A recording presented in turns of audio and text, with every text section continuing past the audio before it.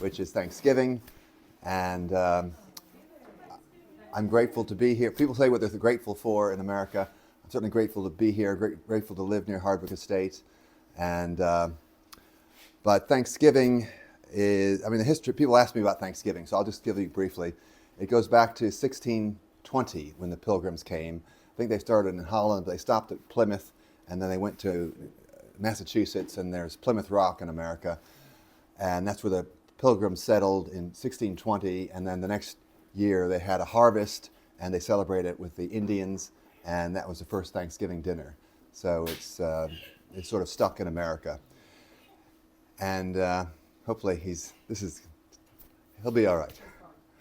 But so then, actually, Thanksgiving is the only 4-day holiday you get in America. So on the Friday after Thanksgiving, people have nothing to do other than say, well, maybe it's time to go shopping for Christmas. And so this is the one day where the malls, all the parking spaces at the malls are completely full. Hence, it's Black Friday for shopping, and now they have the big sales. And now we have Black Friday here, which doesn't make any sense really, because people don't have Thanksgiving or the next day off. But sales are always good. And speaking of sales, so this is my book, and it's $24.99 normally.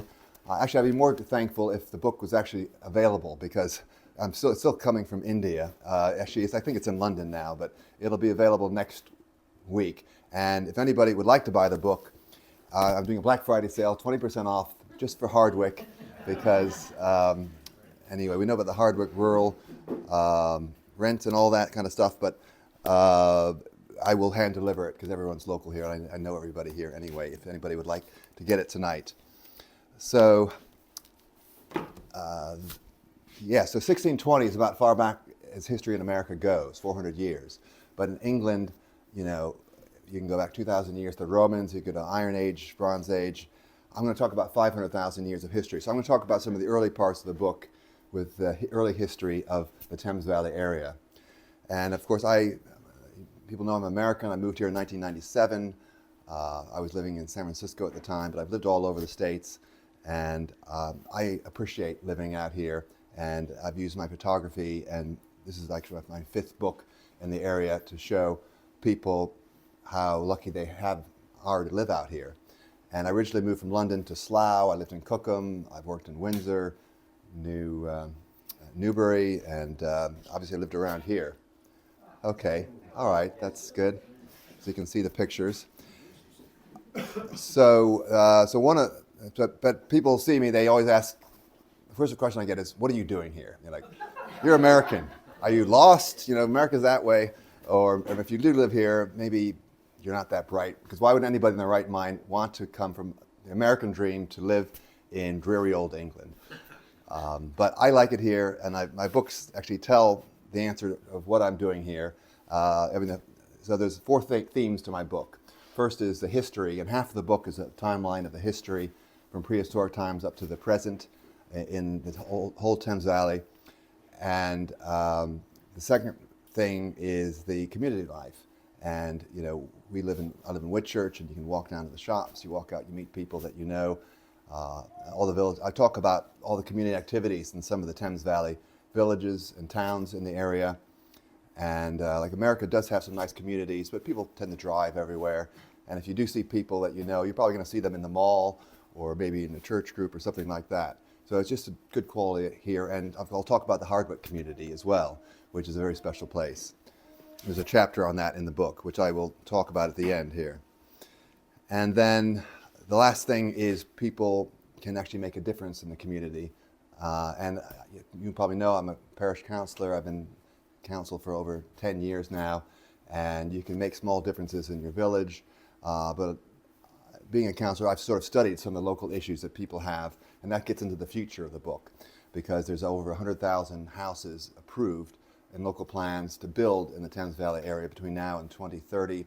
And maybe there'll be more if the current government has its way.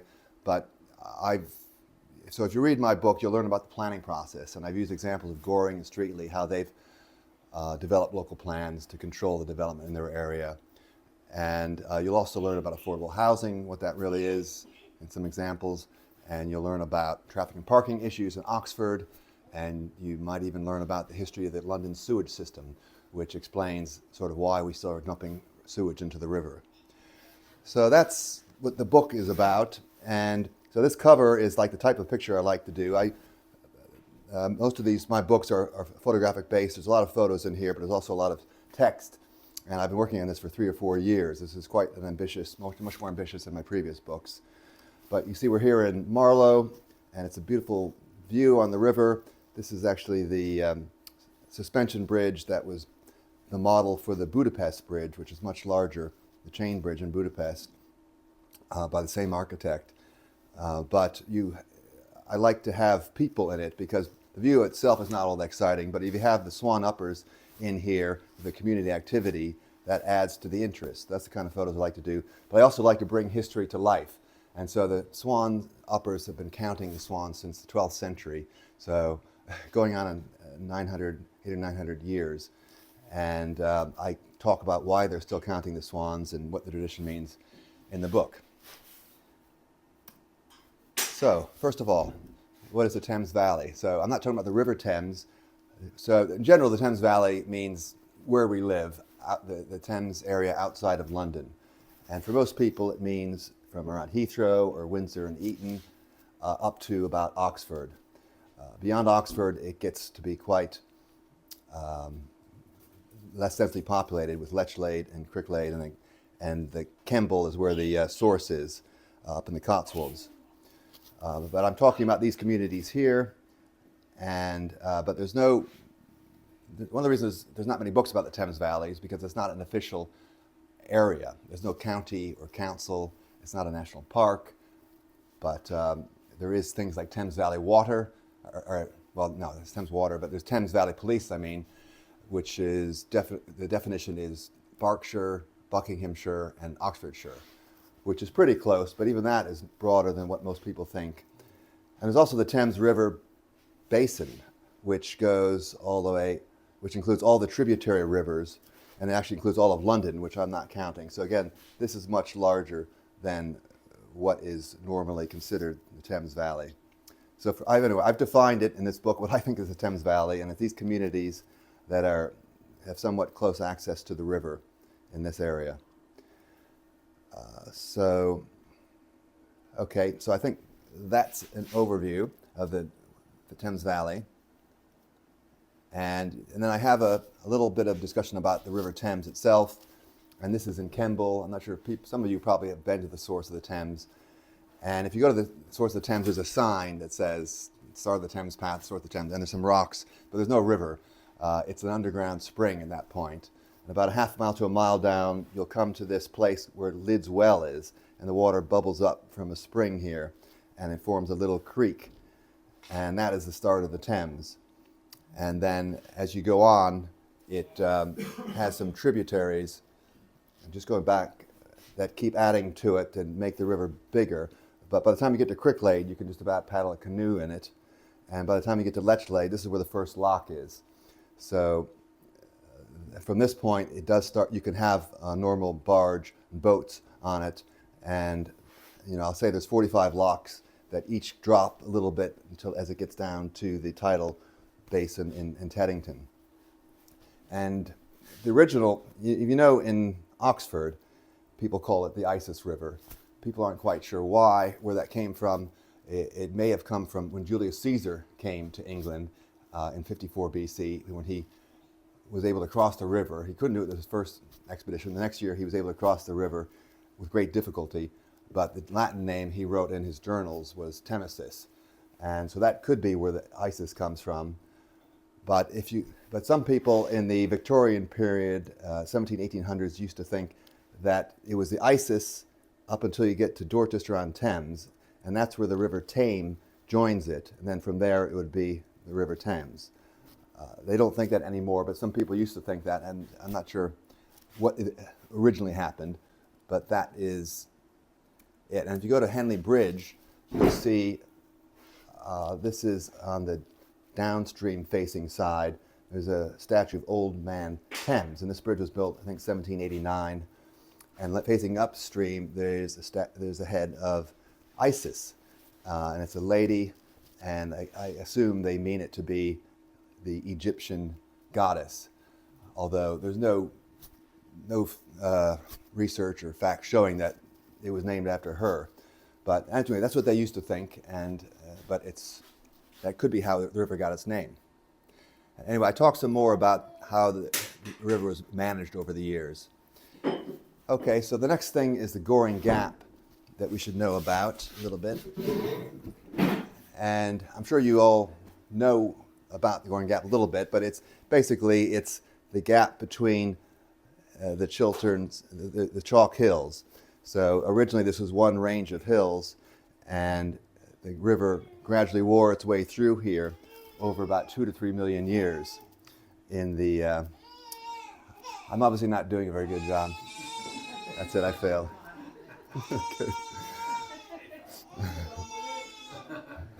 So, the Ice Age, the overall Ice Age was about 2 to 3 million years, where the river wore its way through here and created these two separate range of hills.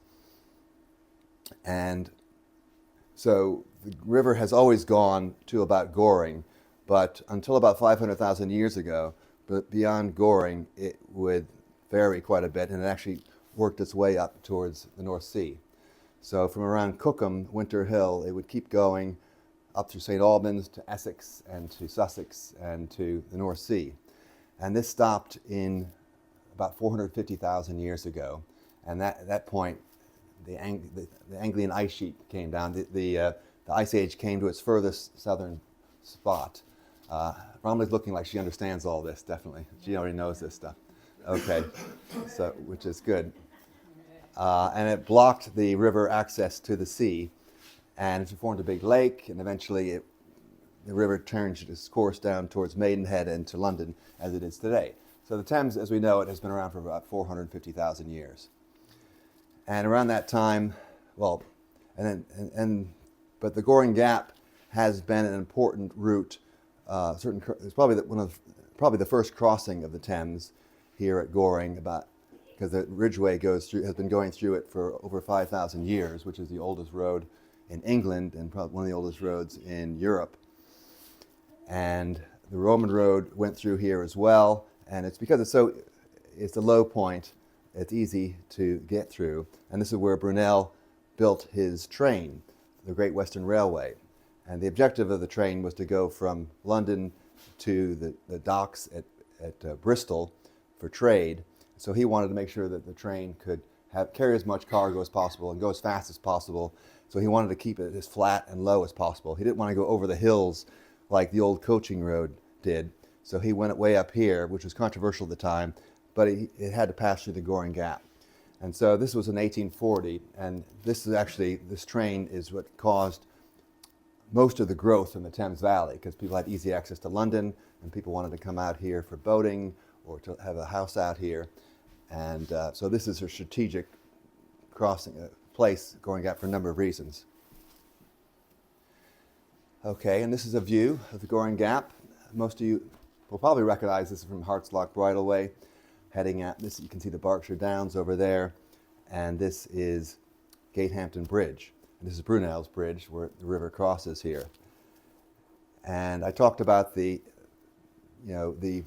prehistoric relevance, but there's an important finding here at Gatehampton of Neanderthal men of 10,000 years old ago, who they found these long stone hand axes with spears on them, and they would probably be used to kill game.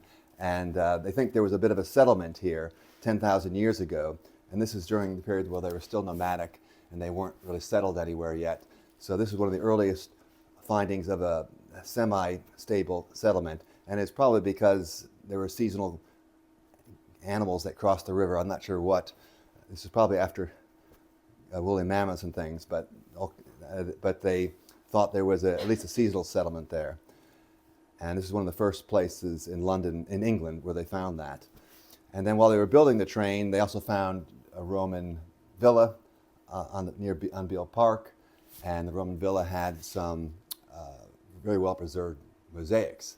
And luckily, somebody sketched what one of them looked like, because the Great Western Railway team said, okay, that's nice you've got that, but carry on. And so the Navy just smashed it all up and it was all lost, unfortunately.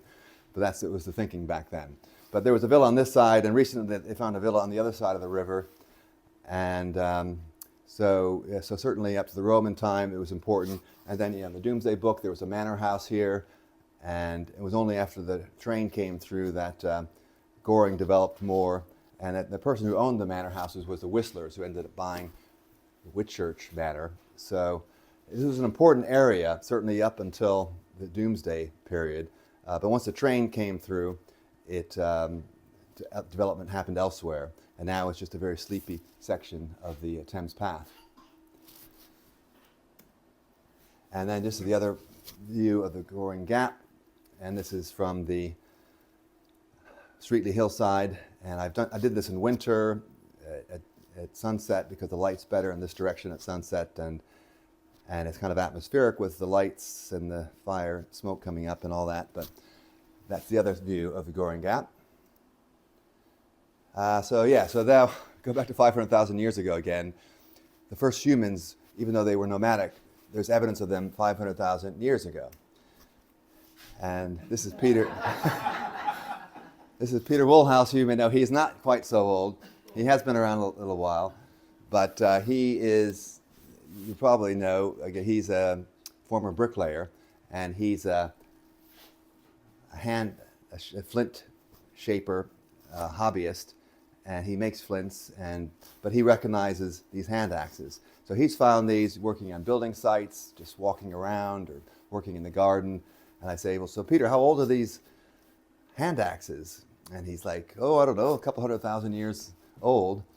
And so it got me thinking, well, if he could just find these things 200,000 years old, just laying around here, what other history must have happened in this area? And I've researched that led me to do this book, basically. And you'll find out what else has happened. But these things, he keeps these. This is a hand axe found near Maidenhead in called the Furtzplatte hand axe. And this is the largest hand axe ever found in Europe. It's probably too large to be of much use, but it was probably a ceremonial value. But it was found in the Furtzplatte area of Maidenhead. You can see this in the Natural History Museum. And by the way, a lot of these could be in museums, but Pete just keeps them in a shoebox in his closet, and I'm sure it's fine. But this was in Maidenhead, and the whole area from Cookham to Maidenhead is very prolific with hand axes. And so they go back to 400,000 or 500,000 years ago. And if you go to Furtzplatte, it's now a development, but they have a strip of land which is a site of scientific special interest, and it's a narrow strip where they'll preserve where the dig was in case they need to go back there. And this is actually not in Furtzplatte. This is in Highland Farm outside of Henley. And according to a few people, but Peter Worsley, our geologist from Reading University, Highland Farm was where they found the oldest hand axes of 500,000 years ago. So we've had humans walking around this area, or our ancestors walking around this area for 500,000 years, which is some of the earliest living humans in all of England, really. Okay, so from 500,000 years, I'm going to jump up to 5,000 years ago. The first settlements were permanent settlements where they did start farming and things, was in Dorchester-on-Thames in the area. And I'm not sure if you've seen this photo, but this is a photograph from Major George Allen, who was a World War I pilot. And after the war, he was one of the first aerial photographers. So he had a little airplane and airport around here. And he took these pictures of these crop circles called the Big Rings Henge. And these circles just show that there was something under the soil that causing the crops to grow differently. And they did excavate it and confirmed it was a Stonehenge, similar in age and size to Stonehenge. And they found a lot of other things, a lot of burial sites, but there's also this very long cursus, which you can't quite see it, but it's a long rectangular, 2-kilometer rectangular stretch which closed at one end, and there were some burial grounds out in front, and the entrance is not far from the Deacon's Garage here.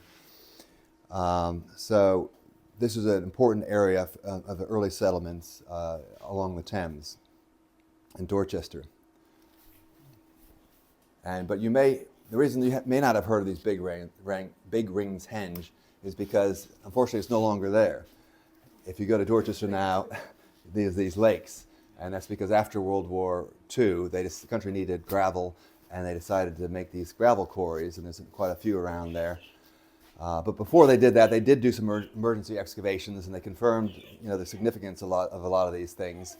But the Big Rings Henge now you'll need a boat to get there, because this is the boating lake, and it's just below this island. And the entrance to Cursus is still near Deacon's Garage, which is still there. And if you go to Deacon's Garage today, you'll see motorcycle hangout, which I did ask some people there if they knew that this was the site of a prehistoric significance. They didn't. But I think it's significant that people are still meeting near here. We don't know what Stonehenge was used for, what kind of ceremonies or rituals they did, but it's good that people are still doing that type of thing, meeting in that area. So whenever I drive by there, I think that's the heart of prehistoric Thames Valley. That's just below there. Okay, and then this is another aerial photograph that I took. I'm sure you've been to Dorchester, you've seen the Whitnam Clumps. But this on the left here is the Brightwell Barrow, and this is where an early Bronze Age burial site was found, which is about 3,000 to 4,000 years old. And then this one on the left, the clump, is Castle Hill, which is an Iron Age fort, and it still has the big bordered ramparts around it, which is about 2,000 to 3,000 years ago. Not Castle Hill, is it? What's it called? Anyway. And then there's the Dyke Hills, which form an enclosure along with the river where there was an Iron Age settlement here in the middle. There is a Bronze Age hill fort inside the Iron Age hill fort on Whitman. Yeah. On this one, yeah. That was Bronze Age as well. Yes, so there was one inside, and they were quite surprised to find that because the Iron Age one is obviously very obvious. Uh-huh. And then to find the Bronze Age one inside that was quite significant because then that connects to the Bronze Age burial site. Oh, okay. Goes back to the Stone Age as well, that Okay. Yeah. So, but I'll just show there's from an aerial perspective, it explains it better. And again, this is a World War II aerial photograph, and Benson was the center of photo reconnaissance in World War II. So they would fly to Germany and Europe and get the bombing sites. And there was also Mount Field Air Force Base right next door, which was the American Airfield Base, which is now where Baronsfield is. And they took this in 1943, and you can get access to these photos now if you want them. But yeah, you can see Castle Hill with a moat around it, the walls around it, and you can see Dykes Hills here, and it connects the Thames, which has a creek in the Thames here, and then it goes to here where it meets the River Tame, where we talked about with the ISIS naming and things. And so you can see it's clearly connecting the two rivers, forming this enclosure. And there was an Iron Age settlement there, because this came a bit later than the hill, I think. It started at the hill and they moved down here. Yes, and there's also Roman findings. Uh-huh. Yeah, so like Gatehampton, Dorchester is one of these places which is persistent in time, because it starts from the earliest human settlements. It goes through Iron Age, Romans, and it was a big Saxon settlement as well. The Gavis tribe lived in that area, and there's some Saxon buildings that they've found, also from crop circles. Like a really interesting fact about hills I mentioned to you. Most of them were destroyed. A guy called Pitt Rivers came along, and he was really, really annoyed that this farmer was destroying the Dyke Hills. And he was so annoyed that he then took it up through the different levels of legislation in Britain, and eventually got the National Monuments Register and an ability to protect national monuments. And it's thanks to the Dyke Hills being destroyed that actually So it was like the start of the National Monument thing. Okay. Yes, very good. Well, obviously, Romilly has been living and breathing this stuff because these are owned by the Earth Trust now, which you worked for a number of years. Jim, you say Beresfield, because I've driven through there and I've seen the propeller. Yes. Drive through. So what was it? It was Mount Field Air Force Base. What? It was Mount Field Air Force Base. It was where the U.S. flights went from the photo reconnaissance. Oh, okay. And in the book I talk, in World War II, they took the photos there, from there, and then they would send the developed photos to RAF Medmenham, which is Dane House now, outside of Marlow, where they would analyze it, and they had thousands of people there. And then that would be sent to High Wycombe, Hughenden Manor, where they would develop the maps for bombers to drop the bombs. But anyway, you can read about that in the book. So it was an important Roman settlement. But moving on swiftly to the Anglo-Saxon period. So King Alfred had a very important series of battles with the Viking army in Reading and Englefield in December of 870. And this is the first time that Reading was mentioned in history. And we know this because King Alfred wrote the he had the Anglo-Saxon Chronicles commissioned to document partly his life, but also all of the Anglo-Saxon history up until then. And so the Vikings came, I'm not sure where they came from probably, we assume from London up the river, and they settled in Reading. And we don't know exactly where it was in Reading, but they said it was where the Thames meets the Kennet River. And this is King's Meadows, quite close to where the Thames meets, right by the Thames where it meets the Kennet. And there are some, people don't know exactly where it was, but there were some ditches that were used up until the Civil War that connected the Thames to the Kennet, and it would protect places like this, similar to what we just saw in Dorchester, where the Viking camp would have been. But when I see this, again, you see kids playing football. It's quite a lively scene on a Saturday morning, and you'll see the fathers sort of shouting helpful advice, and it's quite a lively scene. And you can sort of imagine a Viking battle almost here. So when I see that, again, I think this is probably where the Viking camp was. What if the site's actually under Tesco's? Does that evoke the same image? Sorry, what? What if the site is originally under Tesco's? What does that mean? Well, some people think it was near Tesco's or around there, or else where all those sofa shops are, somewhere around there. But yes, we don't know. And so then Englefield House. So if you've been to Englefield House, you may recognize that. That's a view over Deer Park. And I was able to talk to Richard Benson, or Lord Benyon, who owns the house, and he thinks the battle was probably on the north side behind the house, and it was the old Deer Park, where they had some maps showing the battlegrounds there.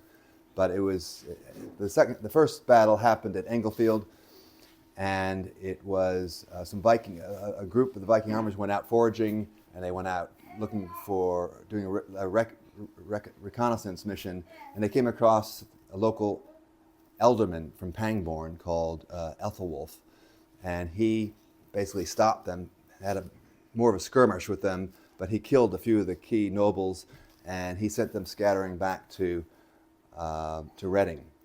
And then based on that success, King Ethelred and Alfred heard about this in Winchester, so they came out with their army to attack the Vikings, to stop the Viking invasion from Wessex, because Wessex is like the last kingdom that the Vikings hadn't controlled yet at this point. You may have seen the TV show The Last Kingdom, but so he came out to try to stop them, and they had a battle at Reading then a few days later, and unfortunately the Vikings won, and this ealdorman from Pangbourne was killed. We think he might have been Mercian, because Pangbourne was actually part of Mercia at the time. But Ethelred and Alfred escaped, and they went on to have the third important battle at Ashdown, which was an important victory for Wessex army. And this was just a few days later in January, like 4 or 5 days later. And again, we don't know exactly where it was, but Ashdown is the name of what the Berkshire Hills, Downs used to be called Ashdown. And so, we're pretty sure it was somewhere, most likely near the Ridgeway, and a lot of people say King Standing Hill. And this is a hill. This is Starville Farm. This is Molesford over here, and Streatley is down this way. So the Vikings would have come up the river or walked along a path, and it would have been somewhere around here. So this doesn't really show that much about where a Viking battle could have been.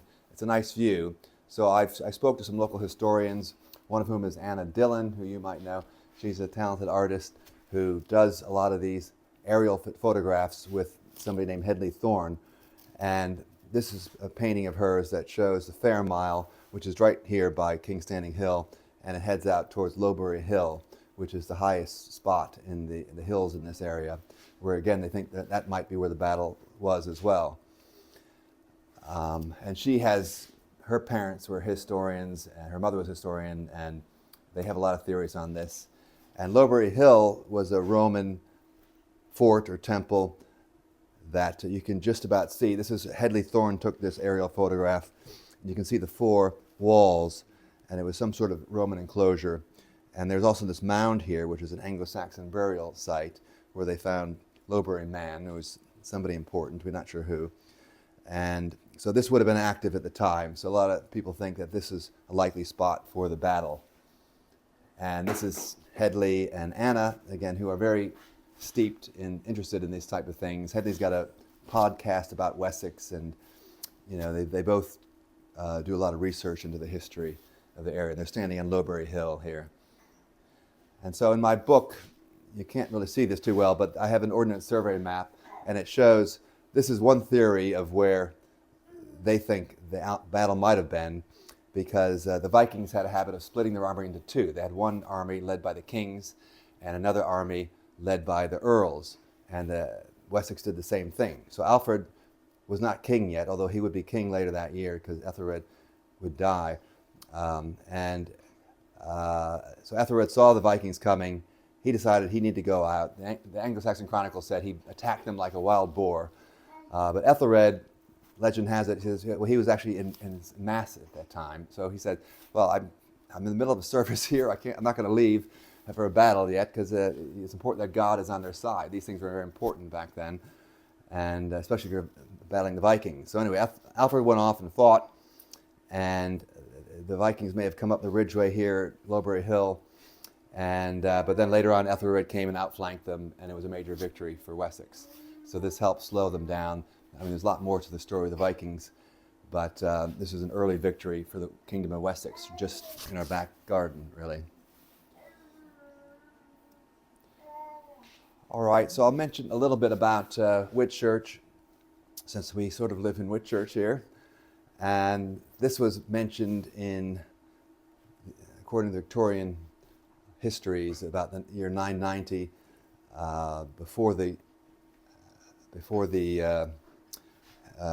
Domesday Book, which was the first time a lot of villages were documented. And this was run by an Anglo-Saxon thane called Leofric. And a thane was like a knight who would support the king in his defense and look after his territory for him. And the king at the time was King Ethelred the Unready, who, again, I talk about in the book, but he's got a lot of, he had a lot of problems with the Vikings. So this was in 990 when Whitchurch was first mentioned, and so Whitchurch would have had a white church. There's a church here, and it gets its name. There's an Anglo-Saxon name. I think it's called Whitchurch. Anyway, it's in the book, the name that they had, and they mentioned the mill in the Domesday Book. So the center of the town would have been just here, the main town at that point, and some people who were working on the flooding in the village, along with myself, investigating the waterways to make sure we get the right drainage.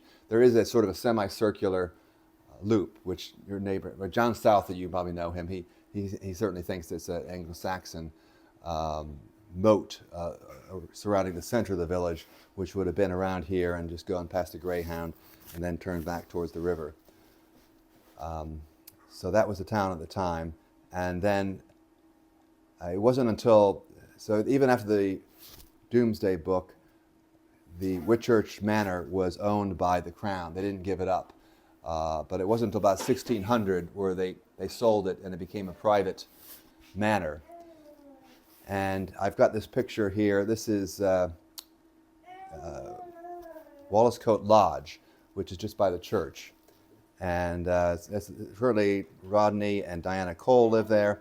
And this is Sally Howard, who used to be married to Peter Howard, and so she has a connection to the last owners of the Whitchurch Manor, the Howards, who lived at Coombe Park.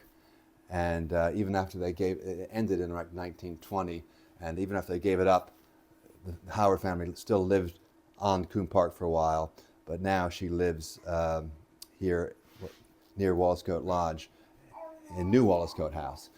But this was the first manor house built by the Whistlers, which I mentioned came from Gatehampton, and all that's left of the stables, because during World War II, both this and Coombe Park were trashed by I think they're mostly U.S. airmen who were based there. The bomber pilots used these houses for rest and recreation. And the story about the Coombe Park house, they actually requisitioned it, and the owner, who was Teddy Howard at the time, nobody actually told him. He didn't know about it until they started digging up the ground and building these decent huts by Manor Road. And he actually then had a heart attack and died because of this, unfortunately. But that's just a side story. But yeah, so the first manor house was Walliscote House here by the mill, and then the Whistlers later moved to Whitchurch House on the High Street, and then the Gardner family took it over at the end of the 1700s, and they built Coombe Park. It was Coombe Lodge initially, and then it became Coombe Park under John Foster, and then he sold it to the Howards. So those are the owners of, so Whitchurch Manor has changed hands a few times, and now it's gone. But the Howards actually also owned Beale Park, and because they liked horse racing, and they owned the land on the other side of the river. And her husband, Peter Howard, was still a trustee at the Child Beale Trust. So it's interesting to see people, that even though there's no more manor houses today, other than I'll talk about places like Maple Durham and Hardwick and Englefield. They're semi-feudal today, but it's interesting for me to see the connection to the past, and there's still her son Selby and their family live in the village still as well. Okay, so that's what I'm going to talk about, the history. So now in the book I also talk about social activities in the various villages, and I'm not going to, again, I'll just give a few examples here to give you a flavor, but obviously here in Whitchurch we have apple juicing day, and this is a table from an oak tree that Tim Sheldon helped carve out from an oak tree that had fallen down. And then in Whitchurch Hill, they have their annual fete, and this is the egg toss I tried to capture, which is sort of the climax of the Whitchurch Hill fete. And this is a typical scene in Whitchurch. Again, this could be sort of a timeless image, people jumping off the bridge. This could be from the 1800s, but obviously it's still popular today, and it's getting more and more popular as the weather gets warmer. Not that I condone jumping off the bridge, but that's what they do. And then in Cookham, there's a number of things that I feature in the book, and this is the Gravity Grand Prix, where in Cookham Dean, and I think he was there that day. I saw Miriam there that day. I was there. They go rolling down the hill, and they're watching here from the Jolly Farmer. But there's a lot of activities like this in the Cookham area. And of course, Henley Regatta. I like taking photos of Henley. And again, this scene could be from the 1800s, the Edwardian period, where the Thames was popular. People still dress the same way, and after the train came to the Thames Valley, this whole area is very popular for people visiting from London, and these regattas were huge. Henley obviously is still there, but a lot of the other ones have become much smaller or died out. And here's just a picture of the regatta again, and this is the Pangbourne College getting ready to race, and we've got the Gloriana, the royal barge there, because Henley is the Royal Regatta as well, sponsored by the King. And this is Brooks College, Oxford Brooks team, and this is a couple of years ago. And the last few years, they've won more cups and plates than any other team. And this, I was happened to take this. I was down sitting in a boat, and just below where they were standing, because I was going to back and forth to the press viewing area, and their team won, and I captured their disbelief and joy, because this was like the sixth win that they had that day, and it was kind of hard to believe that they were so successful. But anyway, this is the type of thing I like to feature. And Henley has a lot of other festivals. This is from the Literary Festival. This is Lenny Henry, who also happens to live in the area, and it just shows a nice view along the river by the Phyllis Court Club. And then I've got a few from Oxford University. Oxford's an important place in the Thames Valley, and there's a lot of history there. But again, I like this picture because it shows the Radcliffe Camera and the All Souls College with the bikes and the student with the headphones on, which sort of brings it up to date. Okay, so this brings me to the last section here on Hardwick Estate, and I won't go into the history too much. Obviously, Miriam gave a talk, and there's been other talks about this, and Hardwick House was around since the 1500s with the Lib family, and the Civil War came in the 1600s, so King Charles moved his headquarters, moves the government basically from London because of the parliamentarians out to Oxford was the base, and it was in Christchurch College in Oxford and a few other places around Oxford. And a lot of these mansions, again, like Englefield, Maple Durham, and Hardwick were all royal supporters, and they supported him. I think they actually had to pay him some money for the war effort. But this was attacked and pillaged, as I'm sure you've heard, during the war. But then after the war, when they were back living there, he was based in Cawsham House, and this is a big story about him bowling here, which, again, people who live in Hardwick should know about this. But Cawsham House was Caversham House is where the BBC monitoring station is. And so he was allowed to come out and bowl for a day. And I think that was up in Collins End, and the house, Holly Copse, is still there. But what I have here in my book is a photo of the pub that was there later, King Charles's head. And this was taken about 2010. So I've got a few photos. I started taking photos, this might have been 2006, but photos like that capture some history here. And it was a nice place to go to, but the house is still there. But anyway, just a little bit of history there. All right, so obviously we know who this is. So we've got Sir Julian Rose. So then we talk about the chapter about Hardwick House today. And if you read this chapter, again, for people who live in Hardwick, it's not going to be that much new. But the thing is, I think people in the area don't know that much about Hardwick. You'd be surprised. They might say, oh, is that the place where the people go swimming naked in the river or something? But so obviously, it's a lot more. They don't know that much. There's a lot more to it than that.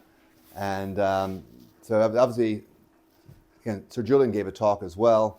So I won't go into the history, but he obviously was a leader in many areas about promoting unpasteurized milk, and started the whole organic farming here. And this was about 2010 or 12, where he had the veggie barrow, they were calling it, well before the veg shed. But now things are growing, and there's one picture of you, Marion. This is looking very youthful. This is again for 10 years ago, when I think you and Julian were protesting. I think James was there too. This is about anti-GMO farming in Poland. And but this was out in front of Garland's, and obviously Miriam is a big activist and has that training and skills. And I think you all know what is happening now with Hardwick Estate being moved to a charitable trust to help preserve it for the future. So again, I talk about that in the book. I think people know what's happening there, but we're hoping that under this Miriam's leadership and this new change, that Hardwick will continue to grow into bigger and better things. And then I've got some nice photos. This sort of gives a feel of the working farm with Chris there in the back, and this guy is Noah, I believe. But again, this was 10 years ago, and so that gives you a flavor for the feel of the place. And I've obviously talk about Tully and Tamara, and obviously he's been recognized as an MBE and leading a leader in agricultural farming. He's had some big conferences here with some of the leaders in that field just this year, and it seems to be going from strength to strength. So totally like a lot of people here, I think people sort of carve their own paths and do their own, which you won't find in many other places. And it's also a very welcoming place. So it's great that Tolhurst Organic, this is just right here outside here, has these events that gets the people from the public here. It's great that they have the footpaths and that people have access to walking and cycling and riding in the area. And another key enterprise is the organic farm that James leads. And I saw your talk about how people think eating meat is bad for the environment, but James has proven that it actually can be good for the environment based on the way he raises them in a sustainable way. And James has had some other big ideas in the past about stopping arable farming completely, I think. But maybe, it's good we have some big thinkers like James here on the ranch, on the estate. This is a ranch. You didn't know that? And of course, we have the heart and soul of Hardwick is Romilly here, looking very happy, don't you think? And I've learned that Romilly has done a thesis on Anglo-Saxon dyeing and the techniques you use. Most of these date back to Anglo-Saxon period, don't they? Techniques? Most of the techniques you use and the materials you use were used going back to that time.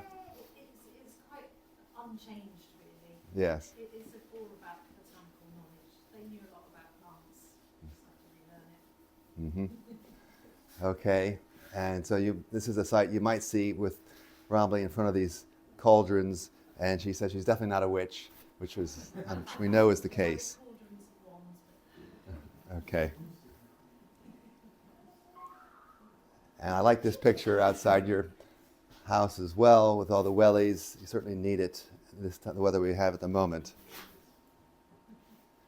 And of course we have Dimitri, who has come to the estate in the last 5 years or so, and his retreats have gone from strength to strength. And I take his yoga classes twice a week, so he's been a big influence on me. And but this is just another example of the enterprises you'll find at Hardwick, which is featured in the book.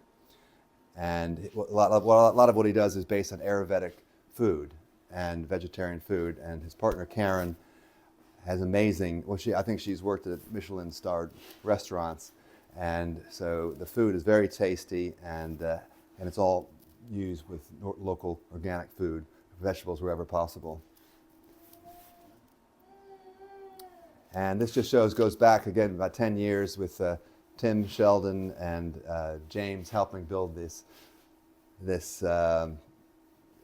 tables for the maze, which for this old oak tree.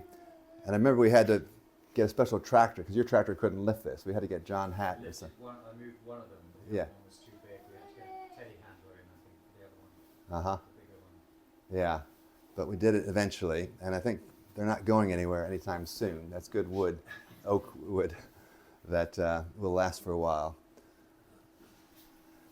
So that just gives a flavor of some of the enterprises that other people will read and learn about, hopefully, in the book. And yes, hempen, you could write a book about that. I think Nick Hayes is writing a book about hempen. But yes, it was very sad about Andrew, the stone sculptor, that only recently joined the Hardwick community. But he gave a talk on pause earlier this year. And it seemed like he was really finding his own place, which was good that he was finding his own place at Hardwick. But if you didn't know Andrew, he he was a sculptor. He had a sculpture studio here at Hardwick, but he lived out in the woods, partly because he couldn't afford his own place, but partly because he preferred it. And so he was quite a unique character, stretching the boundaries of what is possible in today's modern society, really. But he unfortunately just recently passed away. So he's featured somewhat in the book. And then, so finally, I just like the beautiful scenery of Hardwick. And you've seen my photos. I take lots of photos of the scenery. And even today, I was out cycling through here. And this is it was a very frosty morning. This is just my iPhone with the mist rising.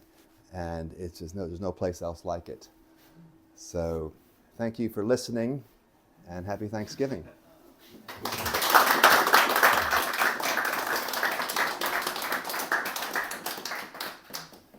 Okay, so any questions? Do you want to talk about the Thames Valley? Or Given how old the Ridgeway is, how did they cross the Thames back then? Well, Molesford the names come from a ford, so that there were a lot of fords. I mean, the Thames was very different back then. It didn't, there were a lot of marshlands, there were some narrow bits, and there were a lot of fords. And so back then, like I say, we don't know exactly where they crossed, because the Ridgeway may have changed. Currently, it comes down to Streetley, but we think it may have gone previously, some people think it may have gone up King's Standing Hill down to Molesford, which was a ford in the river. So that could be part of the reason that they crossed. But because it's taken years and years to get all the locks in place to manage the river, to make it, it's basically like a tube now, which is very highly managed, but it took years and years, centuries and centuries to get it to be like that. Probably why it floods so badly now. It could be. It's not been allowed to Yes.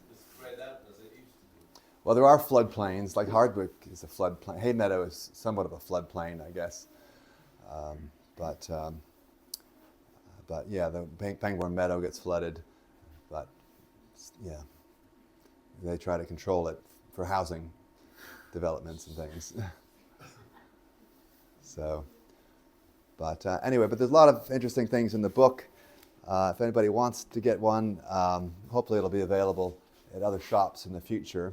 And if somebody does want to get one, unfortunately I don't have them yet, but they're coming. More copies are coming next week, and I would be happy to hand deliver to anyone. In time for Christmas. And sign them. Definitely in time for Christmas. Yes. Make any promises. Well, I shouldn't make any promise, but I'm pretty sure it's coming definitely before Christmas, okay? I'll say that.